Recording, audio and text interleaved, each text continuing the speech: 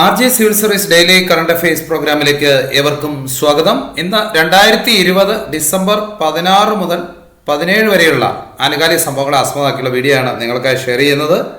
ഈ ചാനൽ ഉപകാരപ്രദമാണ്. തീർച്ചയായും ചാനൽ സബ്സ്ക്രൈബ് ചെയ്യുക. ഈ ചാനലിലൂടെ സൗജന്യ വാട്സപ്പ് പരിശീലനം, വിവിധ PSC പരീക്ഷകളുമായി ബന്ധപ്പെട്ട്, അതുപോലെ തന്നെ വിവിധ സ്കോളർഷിപ്പ് പരീക്ഷകളുമായി ബന്ധപ്പെട്ടുള്ള സൗജന്യ വാട്സപ്പ് പരിശീലനങ്ങൾ നൽകുന്നുണ്ട്. സ്കോളർഷിപ്പുകളായ NMMS, NDSC, LSS, USS തുടങ്ങിയ സ്കോളർഷിപ്പുകൾക്കും ഒപ്പം PSC 10th ലെവൽ പ്രിലിംസുമായി ബന്ധപ്പെട്ട് സൗജന്യ പരിശീലനങ്ങളാണ് നൽകുന്നത്. ഒപ്പം SLC പരീക്ഷയുമായി ബന്ധപ്പെട്ട് പുതിയൊരു വാട്സപ്പ് ഗ്രൂപ്പ് കൂടി ക്രിയേറ്റ് ചെയ്തിട്ടുണ്ട്. കഴിഞ്ഞ 5 വർഷത്തെ ക്വസ്റ്റ്യൻ പേപ്പറുകൾ അനലൈസ് ചെയ്തുകൊണ്ടുള്ള ഒരു പരിശീലനം കൂടി ഈ SLC വാട്സപ്പ് ഗ്രൂപ്പിലൂടെ ലഭ്യമാണ്. ഈ വാട്സപ്പ് ഗ്രൂപ്പുകളുമായി ബന്ധപ്പെട്ട ലിങ്കുകൾ താഴെയുള്ള ഡിസ്ക്രിപ്ഷൻ ബോക്സിൽ നൽകിയിട്ടുണ്ട്. താല്പര്യമുള്ളവർക്ക് ജോയിൻ ചെയ്യാവുന്നതാണ്. നമുക്ക് ഇന്നത്തെ ആനുകാലിക സംഭവങ്ങളിലേക്ക് പോകാം. ഒന്നാമത്തെ ചോദ്യം എന്താണെന്ന് നോക്കാം. ഒന്നാമത്തെ ചോദ്യം, 2020 മികച്ച പുരുഷ ഫുട്ബോളർക്കുള്ള ഫിഫ പുരസ്കാരം ലഭിച്ചത് ആർക്ക്? Who won the best FIFA men's player award 2020? 2020 മികച്ച പുരുഷ ഫുട്ബോളർക്കുള്ള ഫിഫ പുരസ്കാരം ലഭിച്ചത് ആർക്ക്? Who won the best FIFA men's player award 2020? നമുക്ക് നോക്കാം ആർക്കാണ് ഫിഫ പുരസ്കാരം 2020 ലഭിച്ചത് നോക്കാം. റോബർട്ട് ലെവൻഡോസ്കിക്കാണ് 2020 ഫിഫ ഫുട്ബോളർ പുരസ്കാരം ലഭിച്ചത്. ബയൺ മ്യൂണിക് താരമാണ്, പോളണ്ട് ക്യാപ്റ്റനാണ്.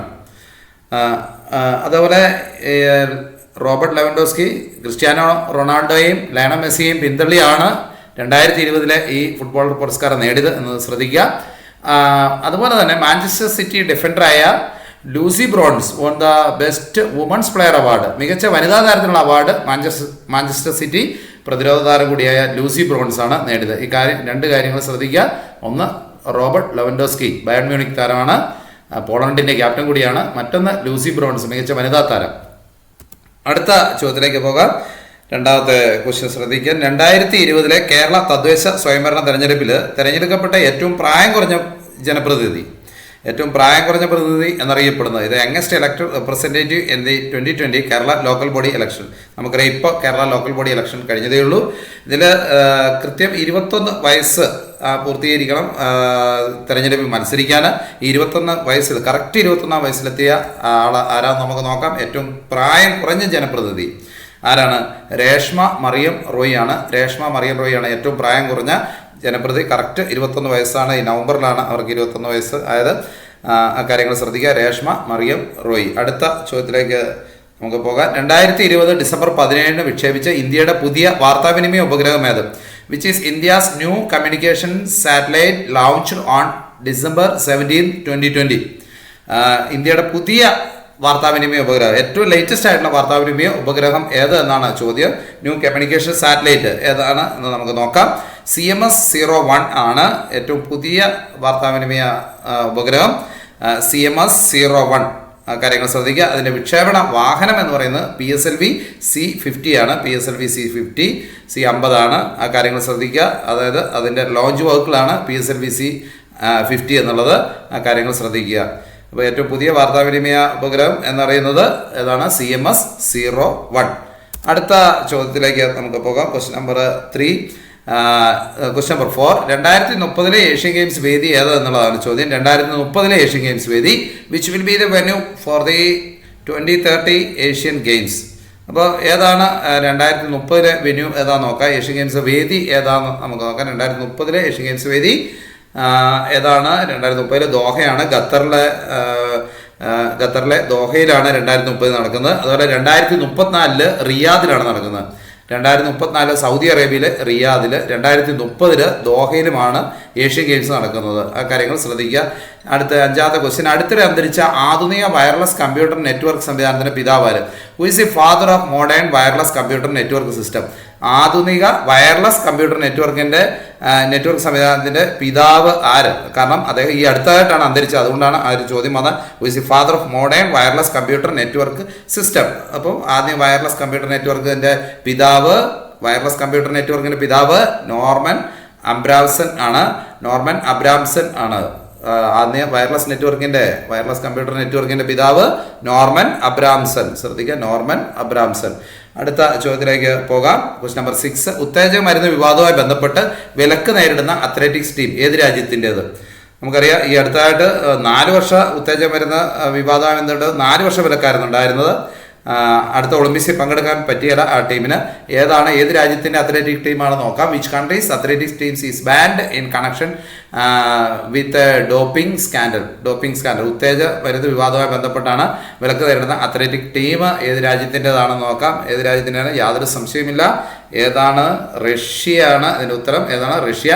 4 വർഷത്തെ വിലക്ക് 2 വർഷമായി കുറച്ചെങ്കിലും ടോക്കിയോ ഒളിമ്പിക്സിൽ പങ്കെടുക്കാനാവില്ല. ആ കാര്യങ്ങൾ ശ്രദ്ധിക്കുക. നമുക്കറിയാം, 2021 ടോക്കിയോ ഒളിമ്പിക്സ് ആണ് നടക്കുന്നത്. 2020 നടക്കേണ്ടത് 2021 മാറ്റിയിരിക്കുകയാണ്. ടോക്കിയോ ഒളിമ്പിക്സിൽ റഷ്യക്ക് പങ്കെടുക്കാനാവില്ല. 4 വർഷത്തെ വിലക്ക് 2 വർഷമായി കുറച്ചു, എങ്കിൽ പോലും പങ്കെടുക്കാനാവില്ല. The 4-year ban has been reduced to 2 years, but he will not be able to compete in the Tokyo Olympics. വിലക്ക് ഏർപ്പെടുത്തിയത് ആരാണ്? രാജ്യാന്തര കായിക തർക്ക പരിഹാര കോടതിയാണ്. രാജ്യാന്തര കായിക തർക്ക പരിഹാര കോടതിയുടെ ആസ്ഥാനം സ്വിറ്റ്സർലൻഡിലെ ലോസൈനാണ്. ഈ കാര്യങ്ങളൊന്നും ശ്രദ്ധിക്കുക. രാജ്യാന്തര കായിക തർക്ക പരിഹാര കോടതിയുടെ ആസ്ഥാനം സ്വിറ്റ്സർലൻഡിലെ ലോസൈനാണ്. The ban was imposed by the International Court of Arbitration for Sport. The International Court of Arbitration for Sport is headquartered. ആസ്ഥാനം എവിടെയാണ്? ലോസൈൻ, സ്വിറ്റ്സർലൻഡിലെ ലോസൈനാണ് അന്താരാഷ്ട്ര കായിക തർക്ക പരിഹാര കോടതിയുടെ ആസ്ഥാനം എന്നറിയപ്പെടുന്നത്. സ്വിറ്റ്സർലൻഡിലെ ലോസൈനാണ്. റഷ്യയാണ് ഈ വിലക്ക് നേരിടുന്ന രാജ്യം. അവർക്ക് ടോക്കിയോ ഒളിമ്പിക്സിൽ പങ്കെടുക്കാനാവില്ല. Question number 7. അടുത്തിടെ കായിക മന്ത്രാലയം ഔദ്യോഗിക കായിക മത്സരമായി പ്രഖ്യാപിച്ച കായിക ഇനം ഏത്? അടുത്തിടെ കായിക മന്ത്രാലയം ഔദ്യോഗിക കായിക മത്സരമായി പ്രഖ്യാപിച്ച കായിക ഇനം ഏത് എന്നുള്ളതാണ്. ഇന്ത്യൻ കായിക മന്ത്രാലയമാണ് ഉദ്ദേശിച്ചത്.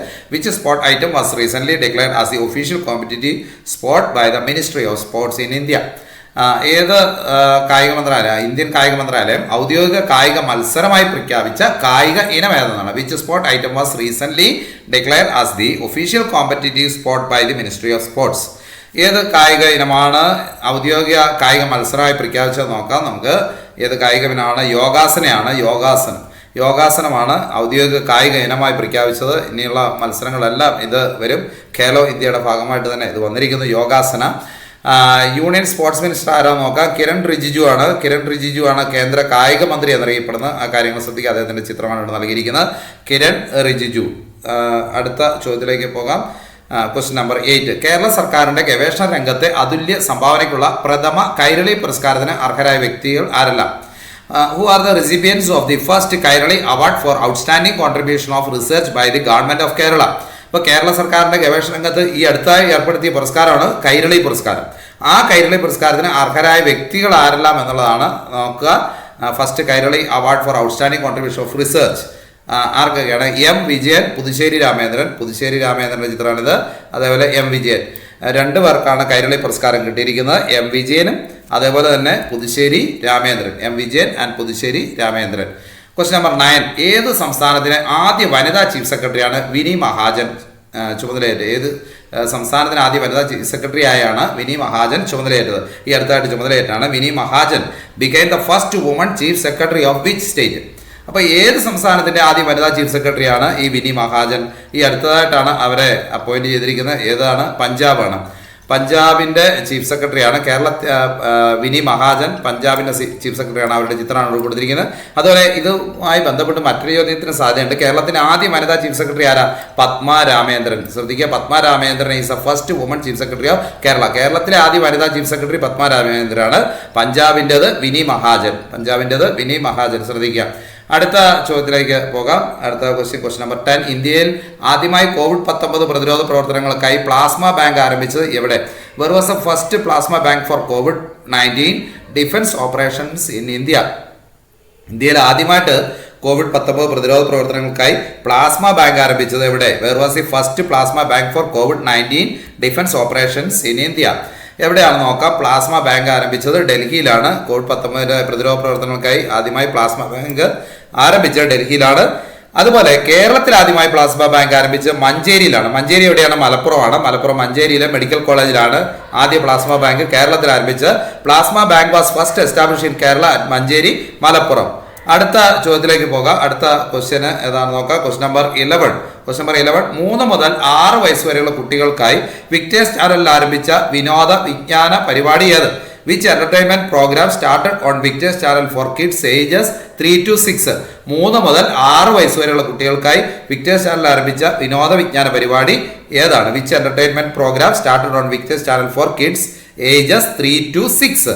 അപ്പോൾ 3 മുതൽ 6 വയസ്സ് വരെയുള്ള കുട്ടികൾക്ക് വിക്ടേഴ്സ് ചാനൽ ആരംഭിച്ച വിനോദ വിജ്ഞാന പരിപാടിയുടെ പേര് കിളിക്കൊഞ്ചൽ എന്നാണ്. എന്താണ് പേര്? കിളിക്കൊഞ്ചൽ എന്നാണ് ഈ വിനോദ വിജ്ഞാന പരിപാടിയുടെ പേര്. 3 മുതൽ 6 വയസ്സ് വരെയുള്ള കുട്ടികൾക്കായിട്ടാണ് വിക്ടേഴ്സ് ചാനൽ ഇത് പരിപാടി ആരംഭിച്ചത്.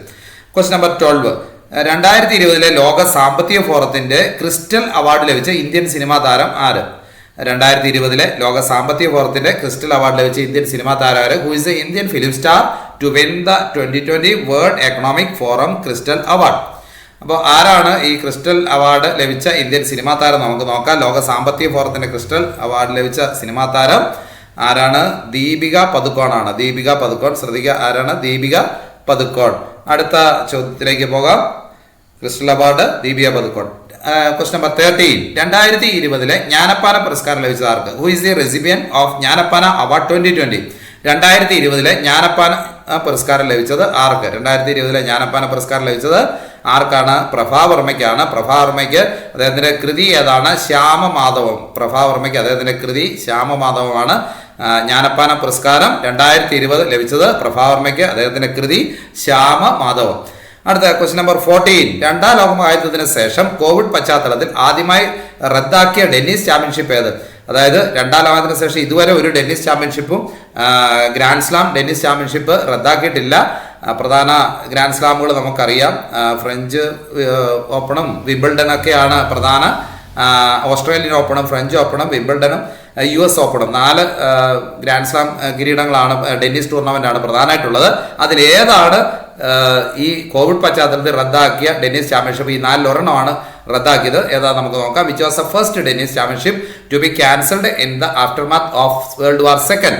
അപ്പോൾ പ്രധാനമായും ഞാൻ പറഞ്ഞ 4 ചാമ്പ്യൻഷിപ്പാണ്. ഏതാണ്? വിംബിൾഡൺ ചാമ്പ്യൻഷിപ്പ് ഉണ്ട്, ഫ്രഞ്ച് ഓപ്പൺ ഉണ്ട്, ഓസ്ട്രേലിയൻ ഓപ്പൺ ഉണ്ട്, US ഓപ്പൺ ഉണ്ട്. അപ്പോൾ ഈ 4-ൽ ഒരെണ്ണമാണ് ക്യാൻസലാക്കിയത്. ആ ക്യാൻസലാക്കിയത് ഏതാണെന്ന് നോക്കാം. അത് 2ാം ലോകമായതിനു ശേഷം ആദ്യമായിട്ടാണ് ഇങ്ങനെ ഒരു ചാമ്പ്യൻഷിപ്പ് റദ്ദാക്കുന്നത്. ഏതാണ്? വിംബിൾഡൺ ടെന്നീസ് ടൂർണമെന്റ് ആണ് റദ്ദാക്കിയത്. നല്ല ചാൻസ് ഉണ്ട്, 4 ഓപ്ഷനുള്ള ചാൻസും ഉണ്ട്. അതുകൊണ്ട് തന്നെ ഇത്തരത്തിലുള്ള ചോദ്യങ്ങൾ പ്രതീക്ഷിക്കാവുന്നതാണ്. വിംബിൾഡൺ ടെന്നീസ് ടൂർണമെന്റ് ആണ് ഇത് ഇത്തരത്തിലുള്ള കോവിഡ് പശ്ചാത്തലത്തിൽ ക്യാൻസലാക്കിയ ചാമ്പ്യൻഷിപ്പ് എന്ന് പറയുന്നത്.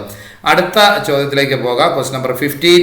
സമത്വം ഉറപ്പുവരുത്തുന്നതിനായി സ്കൂൾ ഹാജർ രജിസ്റ്ററിൽ നിന്ന് വിദ്യാർത്ഥികളുടെ ജാതി, മതം എന്നിവ നീക്കം ചെയ്യാൻ തീരുമാനിച്ച സംസ്ഥാനമേത്? Which state has decided to remove caste and religion of students from school attendance register to ensure equality? അപ്പോൾ സമത്വം ഉറപ്പുവരുത്തുന്നതിന്, എൻഷുർ ഇക്വാലിറ്റി, സമത്വം ഉറപ്പുവരുത്തുന്നതിന് വേണ്ടി സ്കൂൾ ഹാജർ രജിസ്റ്ററിൽ നിന്ന് വിദ്യാർത്ഥികളുടെ ജാതി, മതം എന്നിവ നീക്കം ചെയ്യാൻ തീരുമാനിച്ച സംസ്ഥാനം ഏത്? Which state has decide to remove caste and religion of students from school attendance register to ensure equality? നമുക്ക് നോക്കാം ഏതാണ് സ്കൂൾ ഹാജർ രജിസ്റ്ററിൽ ഇത്തരത്തിലുള്ള നീക്കം ചെയ്ത്. ആന്ധ്രാപ്രദേശാണ്. ഏത്? വിംബിൾഡൺ ഇത് പെട്ടിട്ടുണ്ട്. ആന്ധ്രാപ്രദേശാണ് ഇത്തരത്തിൽ സ്കൂൾ ഹാജർ രജിസ്റ്റർ ചെയ്യുന്ന ജാതി മത വിഭാഗത്തിലുള്ള ആ പേരുകൾ ഒഴിവാക്കിയത് സമത്വം ഉറപ്പുവരുത്തുന്നതിന് വേണ്ടിയിട്ടാണ്. ജാതിയോ മതത്തിൻ്റെ അത്തരത്തിലുള്ള ഇനി ആന്ധ്രാപ്രദേശിലെ ഒരു സ്കൂൾ രജിസ്റ്ററിലും ഉണ്ടാവുകയില്ല. അപ്പോൾ അത്തരത്തിൽ പേര് നീക്കം ചെയ്ത സംസ്ഥാനം ഏതാണ്? ആന്ധ്രാപ്രദേശാണ്. ഈ ചാനൽ ഉപകാരപ്രദമാണ്. തീർച്ചയായും ഈ ചാനൽ സബ്സ്ക്രൈബ് ചെയ്യുക. അതുപോലെ തന്നെ തുടർന്നുള്ള ഡെയിലി കറണ്ട് അഫയേഴ്സിൻ്റെ നോട്ടിഫിക്കേഷൻ ലഭിക്കുന്നുണ്ട്. അതുകൂടാതെ PSC വിവിധ സ്കോളർഷിപ്പുകളുമായി ബന്ധപ്പെട്ട നോട്ട്സുകളൊക്കെ ലഭിക്കുന്ന അതിൻ്റെ നോട്ടിഫിക്കേഷൻ ലഭിക്കുന്നതിന് വേണ്ടി താഴെയുള്ള ബെല്ലൈക്കൺ കൂടി എനേബിൾ ചെയ്യുക.